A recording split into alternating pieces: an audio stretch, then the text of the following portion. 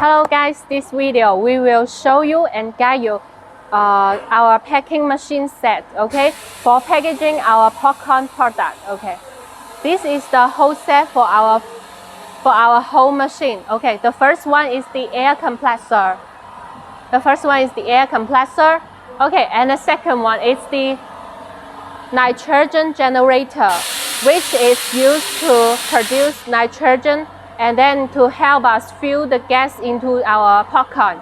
Okay, after we produce the nitrogen gas, it will be stored into this gas storage tank, and the tank will collect the gas and then fill into our packing machine. Okay, so we could complete our full set and then start to pack our popcorn product. Okay, so firstly, I will show you how to start our air compressor.